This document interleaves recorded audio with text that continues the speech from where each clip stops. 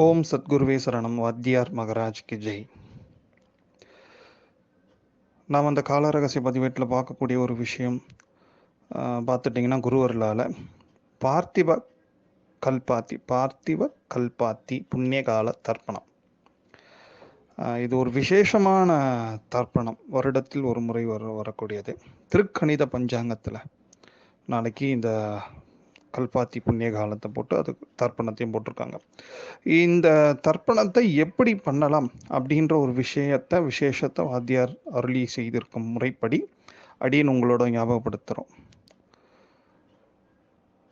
First பார்த்துட்டிங்கன்னா, இந்த பார்த்திவ கல்பாத்தி அந்த புண்ணியகால தர்ப்பணமே ஆத்ம தர்ப்பணம் கொடுப்பதற்கு ஒரு விசேஷமான காலமாக வாத்தியார் அதை குறிப்பிட்டிருக்கார். ஆத்ம தர்ப்பணம்னா அந்த பத்ரிநாத்தில் பிரம்ம கபாலம் பாறையில் இருந்து பண்ணக்கூடிய ஒரு விசேஷமான தர்ப்பணம். அது இந்த சந்ததி இல்லாதவங்கள்லாம் அங்கே போய் அவங்களுக்கு அவங்களே முன்னாடியே ஒரு தர்ப்பணத்தை கொடுத்து வச்சுக்குவாங்க.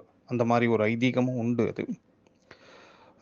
பட் நாளைக்கு இந்த மாதிரி காலங்களில் நம்ம பத்ரிநாத் எல்லாரும் போக முடியாது. பட் அதுக்கு என்ன பண்ணலாம் பார்த்தாச்சும், இந்த ஒரு பெரிய நதியோ இல்லை ஆறு ஓடுது வச்சுங்களா, அது நடுவில் ஏதேனும் ஒரு பாறை இருந்ததுன்னா அந்த பாறையில் நின்றுட்டு ஒரு தர்ப்பணத்துக்கு முன்னாடியும் பின்னாடியும் ஆத்ம பிரதட்சணம்னு சொல்லக்கூடிய தன்னை தானே சுற்றி வரக்கூடிய ஒரு முறை.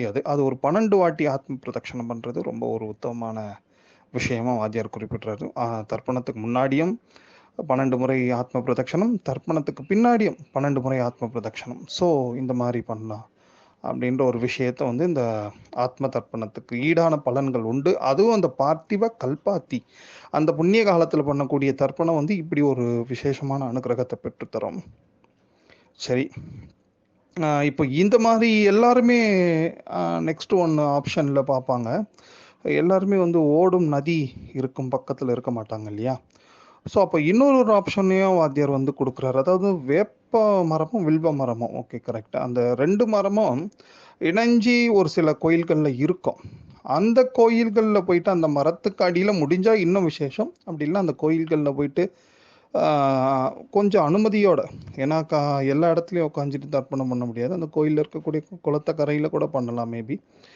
அங்கே போயிட்டு நீங்கள் ஒரு இந்த மாதிரி ஆத்ம தர்ப்பணம் பண்ணுறது விசேஷம். ஆத்ம தர்ப்பணம் மீன்ஸ் இந்த பார்த்திவ கல்பாத்தியில் பண்ணக்கூடிய ஒரு தர்ப்பணத்தோட மகத்துவமே கிட்டத்தட்ட ஒரு ஆத்ம தர்ப்பணத்துக்கு ஈடான பலன்கள் நல்கும் அப்படின்ற ஒரு விஷயத்த சொல்கிறாரு. அதுக்கப்புறம் கூடுதலாக நிறைய விஷயங்கள் இது உண்டு. நம்ம மோஸ்ட்லி இந்த தர்ப்பணமும் அண்ட் அது ரெலிவெண்ட்டாக இருக்கக்கூடிய விஷயங்களை பார்த்துக்குவோம். அப்படி பார்த்துட்டிங்கன்னா, இந்த நாளைக்கு இந்த குறைஞ்சது ஒரு 36 மூர்த்திகள், தெய்வ மூர்த்திகளுக்கு புது பூணூலை சாத்த சொல்கிறாரு. இது என்ன விஷயம் அப்படி பார்த்தாச்சுன்னா, இதனால் நிறைய வேதனைகள், மனசை புழியிற அளவுக்கு வேதனைகள்ன்ட்டு சில பேருக்கு இருக்கலாம் மேபி. ஸோ அந்த மாதிரி இருக்கக்கூடிய இந்த வேதனைகள்லாம் தணிவதற்கு ஒரு பெரிய அனுகிரகம் பண்ணக்கூடிய ஒரு விஷயந்தான் இந்த புது பூணூல், 36 புது பூணூல் சாத்துவது.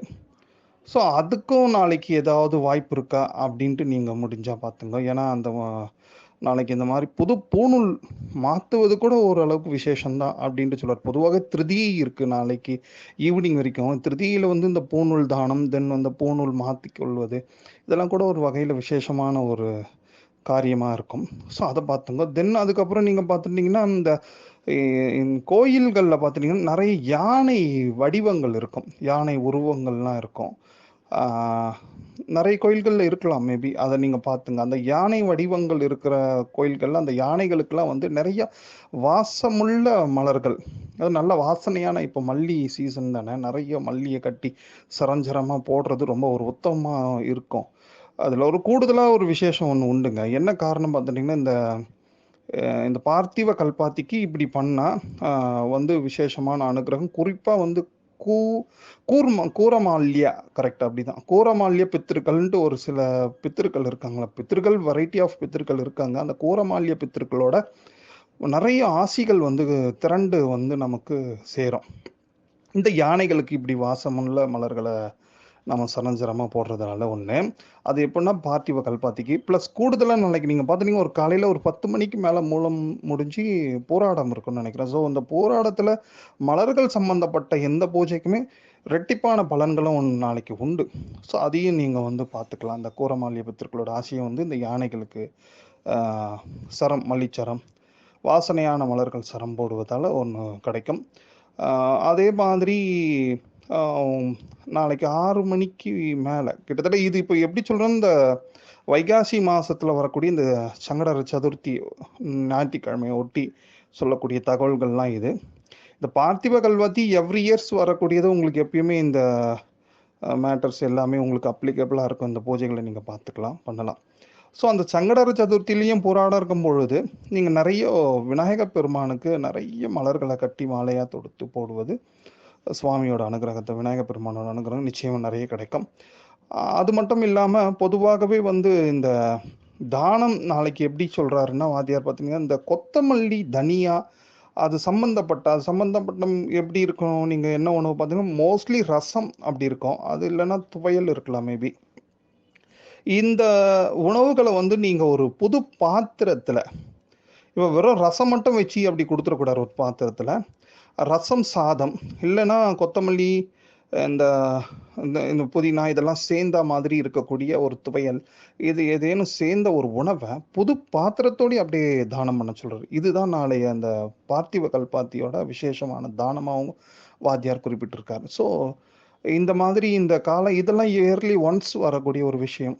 இதை நம்ம அடியார்கள் எல்லாருமே வந்து முறையாக பயன்படுத்திக்கணும். ப்ளஸ் வந்து குருவர்களால் தெரியாதவங்க, குறிப்பாக இந்த சந்ததி இல்லாதவங்களாம் இந்த மாதிரி இருக்கக்கூடிய தர்ப்பண காலத்தை நிச்சயமாக பயன்படுத்திக்கணும். பிகாஸ் அவங்களுக்கு பின்னாடி யார் தர்ப்பணம் கொடுப்பான்னு தெரியாத ஒரு சூழ்நிலையெல்லாம் இருக்கும். மேபி சந்ததிகள் இருக்கிறவங்களே எல்லாருமே இன்னைக்கு தர்ப்பணம் பண்ணுறாங்களான்றது அது ஒரு பெரிய கேள்விக்குறி. ஸோ இந்த மாதிரி காலங்களில் பண்ணி வைக்கக்கூடிய இந்த தர்ப்பணாதி பலன்கள் வந்து நிச்சயமாக நம்மளோட அடுத்த நிலைமைக்கும் நமக்கு மிகப்பெரிய ஒரு உதவியாக இருக்கும் குருவர்களால். ஓம்.